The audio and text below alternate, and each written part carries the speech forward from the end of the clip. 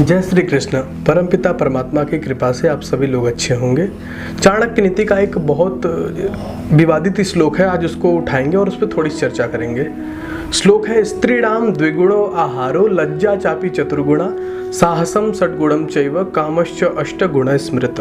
बहुत ही विवादित श्लोक है और देखिए, वैसे तो मेरा मन नहीं था इस पे चर्चा करने का, लेकिन ज्ञान के लिए कभी कभी अगर अप्रसंगवश बातें की जाएं तो भी कोई दिक्कत नहीं है, इससे थोड़ा सा ज्ञान मिलता है। श्लोक पे कई आचार्यों ने अपनी अपनी व्याख्या दी है, खाली व्यूज़ पाने के चक्कर में। क्या अर्थ किया है और चाणक्य ने का जो प्रक्षिप्त श्लोक है ये बताऊंगा पूरी कहानी आपको। इसका अर्थ है, स्त्रीणाम द्विगुणो आहारो, स्त्रियों का भोजन पुरुषों की अपेक्षा दोगुना होता है। स्त्रियां पुरुषों की अपेक्षा दोगुना खाती हैं। स्त्रीणाम द्विगुणो आहारो लज्जा चापी चतुर्गुणा, पुरुषों की अपेक्षा लज्जा 4 गुना होती है। साहसम षड्गुणम चैव, साहस 6 गुना होता है।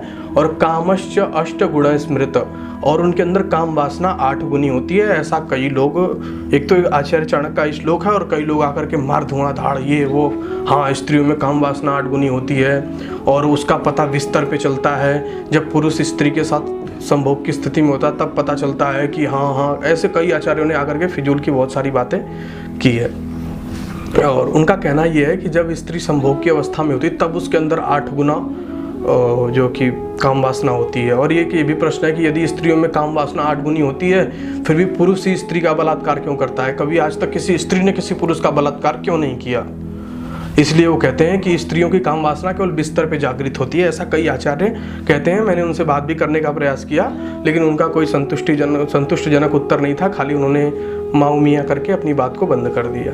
ठीक है, तो इस बात को तो बहुत मेरा मन नहीं था इस पर वीडियो बनाने का, लेकिन थोड़ा सा शालीनता पूर्वक मैं अपनी बात को रख देता हूँ, आप लोग समझ लीजिएगा। बहुत सारी शंकाएं आ रही थी आप लोगों की।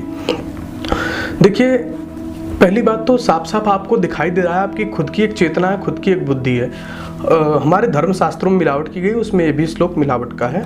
बाकी इसको समझ लेते हैं। स्त्रीणाम द्विगुणो आहारो, स्त्रियों का आहार 2 गुना होता है।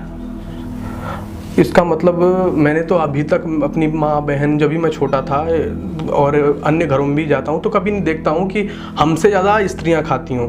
यदि हम 5-6 रोटी 7 रोटी खाते हैं तो स्त्रियाँ 3 रोटी 4 रोटी खाती हैं। और हर घर की स्थिति है ये, प्रत्येक आप लोग जानते हैं कि आपकी माताएं आपसे कम ही खाती होंगी। कोई ऐसा पुरुष होता होगा जिसको कम भूख लगती होगी और कोई ऐसी स्त्री इक्का दुक्का होगी जिसको बहुत ज़्यादा भूख लगती होगी तो वो ज़्यादा खाती होगी। लेकिन औसत जो देखा जाएगा तो कहीं ना कहीं स्त्रियाँ पुरुषों से कम ही खाती हैं। तो ये तो बात सर्वथा मिथ्या है जिस पे ये लोग अपने नए नए लॉजिक देते रहते हैं। स्त्रीणाम द्विगुणा और लज्जा चापी चतुर्गुणा, स्त्रियों में लज्जा 4 गुना होती है, ऐसा कहना है। देखिए, इस अर्थ को मैं मान सकता हूँ कि हो सकता है उस समय होती हो, लेकिन इस समय नहीं है। कुछ चीज़ें काल स्थिति परिस्थिति के अनुकूल निर्धारित होती हैं। आओ आप दिल्ली मेट्रो में, आओ आप कभी दिल्ली सरोजिनी नगर, दिल्ली हाट, कर्नाट प्लेस, मुंबई आ जाओ, बेंगलुरु आ जाओ, दिखाओ मुझे लज्जा चापी चतुर्गुणा, स्त्रियों में 4 गुना लज्जा होती, दिखाओ मुझे।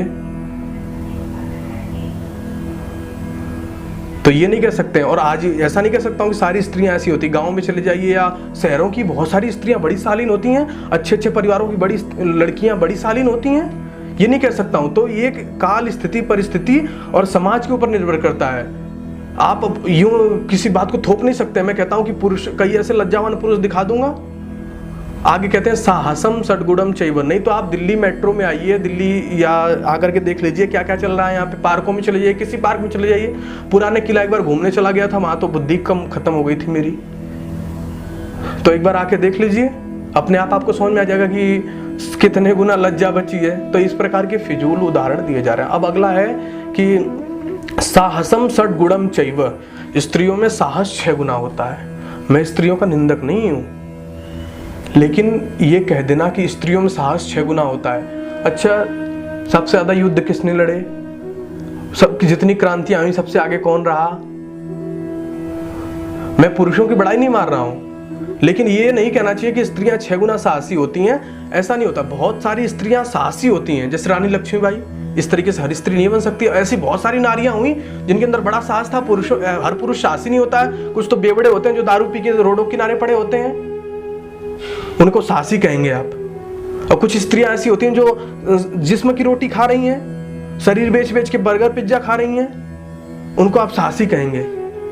ये नहीं कह सकते हैं कि स्त्रियों में ये चीज अधिक होती। स्थिति, परिस्थिति, काल, समय, परिवार, संस्कार के ऊपर निर्धारित होती हैं चीजें, कि स्त्रियों में साहस 6 गुना होता है। कई स्त्रियां ऐसी हैं जो मैं बताता रहा हूँ कि घटिया से घटिया खाली जिस्म की रोटी खा रही हैं पैदा होके, क्या कहूँ, कह दूं बहुत बड़ी साहसी हैं ये। और कई ऐसे पुरुष बेवड़ों की तरफ पड़े हुए हैं, और कई ऐसे पुरुष हैं जो बड़े उच्च स्तर पे, कई स्त्रियां हैं जो हवाई जहाज उड़ा रही हैं, कई हैं जो अपनी जीवन को ही नहीं संभाल पा रही हैं, ऐसी भी हैं। 16-16, 15-15 साल की हो नहीं रही, उन्हें एक बॉयफ्रेंड चाहिए, उनके साथ पूरे दिन दिल्ली में, यहाँ वहाँ, गुड़गांव, नोएडा वेडा सब जगह अय्यासियां करती डोलती हैं। समाज का माहौल खराब कर दिया है। क्या कहूँ, कह दूं कि साहसी हैं, 4 गुना लज्जा है इनमें। और आगे तो सबसे घटिया बात जिसको प्रचारित किया जा रहा है, और बड़े बड़े आचार्य प्रचारित कर रहे हैं कि कामश्च 8 गुण स्मृत, स्त्रियों में 8 गुनी काम वासना होती है, और यह काम वासना केवल बिस्तर पे पता लगती है। इतनी घटिया बात कहते हुए तुम्हें शर्म नहीं आती है? और कहते हैं मैं कहाँ कह रहा हूँ, ये तो आचार्य चाणक्य कह रहे हैं। हाँ, आचार्य चाणक्य कहेंगे। ये प्रक्षिप्त श्लोक है जिनको जबरदस्ती घुसाया गया है। इस तरीके से स्त्रियों की निंदा नहीं होनी चाहिए। क्या कहते हैं कि वो काम वासना का पता जब चलता है जब स्त्री बिस्तर पे होती है। मैंने कई गृहस्थी ऐसे हैं, जब ये बात मेरे सामने आई, इससे मुझे वीडियो बनाना था, मैंने कई लोगों से फ़ोन किया, उन्होंने बताया कि ऐसा नहीं है आचार्य जी, बिल्कुल हमारी पत्नियां भी हमसे मना करती हैं कि अब हम ये सब कार्य नहीं करेंगे और हम निद्रा में सोना चाहते हैं। यदि पुरुष केवल 1 गुनी काम वासना लेकर के इतना तड़फ रहा है, इतना बेचैन है, और स्त्रियां यदि 8 गुनी काम वासना लेकर के, उनके अंदर तो आग लग जानी चाहिए, कोई विस्फोट हो जाना चाहिए। जब पुरुष 1 गुना काम वासना इतना परेशान है, तो स्त्रियां 8 गुना। एक फिर काम वासना का क्या नाप तोल। कई स्त्रियों का शरीर ऐसा होता है जो बहुत वैसा होता है, लेकिन कई स्त्रियां होती हैं जो बहुत इन चीज़ों से बहुत नहीं कर पाती, परहेज करती हैं। कई पुरुष ऐसे होते हैं जो इन चीज़ों में बहुत ग्रसित होते हैं, कई होते हैं जो सामान्य तरीके से इन चीज़ों को देखते हैं। तो बॉडी पे डिपेंड करता है ना। ये कैसे कह सकते हैं कि स्त्रियां 8 गुना भोगी? इसका मतलब तुम पता है तुम्हें, तुम क्या कह रहे हो अपने मुंह से? तुम कितना बड़ा अपमान कर रहे हो स्त्रियों का। यूं मत कह देना कि मैंने ज्ञान के लिए बताया था, ऐसा ज्ञान गया भाड़ में। ये कोई ज्ञान नहीं है, खाली कह सकते हैं ना। देखो, जितना उस स्थिति में जब भी पुरुष स्त्री का मिलन होता है, उस स्थिति में जितनी आवश्यकता पुरुष को होती है, इतनी आवश्यकता है कि स्त्री को भी होती है। यूँ नहीं कह सकते कि ये ज़्यादा होती है, वो कम होती है, वो कम होती है। यदि ज़्यादा कम होती तो संतुलन बनता ही नहीं, और ये सृष्टि का क्रम टूट जाता। आज परमात्मा ने सारी चीज़ें बहुत सोच समझ के बनाई है। तुम्हें क्या है, तुम्हें तो खाली यूट्यूब के सामने आके बकवास करनी है। तो ये फिजूल की जो बातें हैं ना, इनसे थोड़ा सा परहेज कीजिए, और हर किसी की वीडियो देखना मत प्रारंभ कीजिए। कोई भी आ रहा है आपको कुछ भी सिखा के चला जा रहा है, कुछ भी बता के चला जा रहा है, आप करें वाह वाह वाह वाह, कितनी बढ़िया बात बोल दी, वाह वाह वाह। स्त्रियां इसलिए बलात्कार नहीं करती हैं क्योंकि स्त्रियों को हमेशा से दबाया गया है। स्त्रियों को शमशान घाट नहीं जा, घर से नहीं निकला जा सकता। स्त्रियां जितनी उठती जा रही हैं उतनी उग्र होती जा रही हैं। देखो, आके कर्नाट प्लेस में लड़कियां दारू लेके मारने दौड़ा देती हैं लड़कों को, जबरदस्ती पटक के नीचे डाल लेती हैं। तो क्या ये बलात्कार नहीं है? बस परमात्मा की तरफ से उनका थोड़ा शारीरिक रूप से कमजोर होता, नहीं तो वो क्या बलात्कार में कोई कमी छोड़ती? आज शहरों की लड़कियां लड़कों की कितना पूर्णतया उनको दारू फारू पी के बियर की बोतलें मार के उन्हें नीचे डाल ले रही हैं। क्या ये किसी बलात्कार से कम है? स्त्रियों को जितनी आजादी मिल रही है, आपको दिखाई नहीं दे रहा है क्या कि यहाँ पे सारे काम हो रहे हैं, और आप कह रहे हो कि वाह ऐसे नहीं ऐसे? क्या मूर्खतापूर्ण बातें कर रहे हो। और मुख्य यही बात है कि स्त्रियां इसलिए बलात्कार नहीं करती हैं क्योंकि उनको हमेशा से ही दबाया गया है। अब जितना स्त्रियां उग्र हो रही हैं, उतना अपना असली रूप दिखा रही हैं फेमिनिज्म आदि के नाम पर। छूट होना बहुत आवश्यक है। आज भी हमारी बहुत सारी माताएं बहनें हैं जिनका शोषण हो रहा है, लेकिन उसका गलत फायदा उठा लेना भी बहुत गलत है। ठीक है, तो सारे तर्क यूं कह देना कि 2 गुना भूख होती है, बिल्कुल गलत बात है। शरीर के ऊपर होता है। कोई लड़की 1 रोटी खाती है, कोई 6 रोटी खाती है। उसके बाद रही बात साहस की, तो पुरुषों में भी साहस कम नहीं है, और स्त्रियों में भी बहुत सारी स्त्रियां जो बहुत विद्वान है, विदुषी हैं, और बहुत सारी ऐसी हैं जो जिस्म की रोटी खा रही हैं। और रही बात साहस की, तो साहस की तो बता दिया, और 6 गुना जो साहस की बात कर रहे हैं तो पुरुष भी कम साहसी नहीं हुए। स्त्रियों में जो लज्जा की बात रही, तो स्त्रियों से जैसी लज्जा पुरुषों में भी होती है। यदि आप कह रहे हो कि स्त्रियों में 4 गुनी लज्जा है, तो आओ दिल्ली, हम दिखाते हैं लज्जा तुम्हें। स्त्रियों से शर्मदार तुम्हें हम पुरुष दिखा देंगे, लज्जावान, फिर क्या करोगे। और रही बात काम वासना की, तो इस तरीके से कोई नाप तोल नहीं है। कौन सी मशीन लाके तुमने 8 गुनी काम वासना को नाप लिया है साहब। और बहुत सारे ऐसे पुरुष हैं, मुझे तो ताज्जुब जब होता है जब गृहस्थी आचार्य ऐसी वीडियो बनाते हैं कि साहब स्त्रियां कभी संतुष्ट नहीं होती, 8 गुनी काम वासना होती है। मुझे ताज्जुब होता है उनके ब्रह्मचर्य पे, उनके जीवन पे, उनके वीडियोस पे।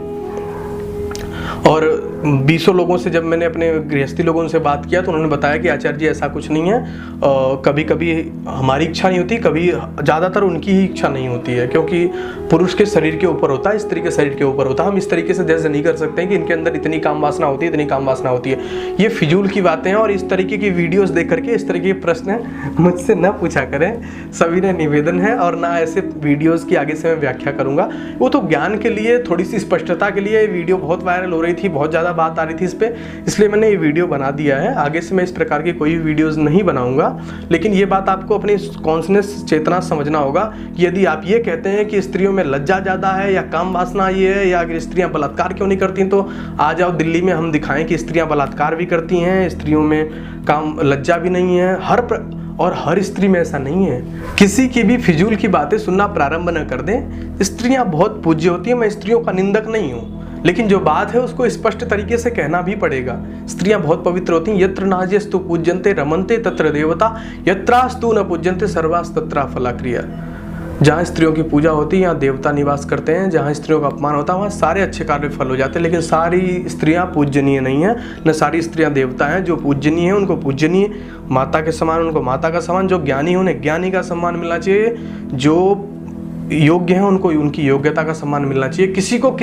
किसी स्त्री को यदि उसके जिस्म से सम्मान दिया जा रहा है, तो ये समझ लीजिए कि एक घटिया समाज की तैयारी की पूरी रणनीति चल रही है। तो घटिया समाज की रणनीति नहीं करनी। हमें किसी स्त्री को जिस्म के आधार पर सम्मान नहीं देना है, उसके गुण के, उसके कर्म के, उसके स्वभाव के आधार पर उसको सम्मान देना है। इतना ही करके वाणी विराम देता हूँ। स्त्रियां सम्माननीय होती हैं, पूजनीय होती है, लेकिन हर स्त्री सम्माननीय नहीं होती है। पुरुष पूजनीय होता है, सम्माननीय होता है, लेकिन हर पुरुष पूजनीय नहीं होता है। जय श्री कृष्ण।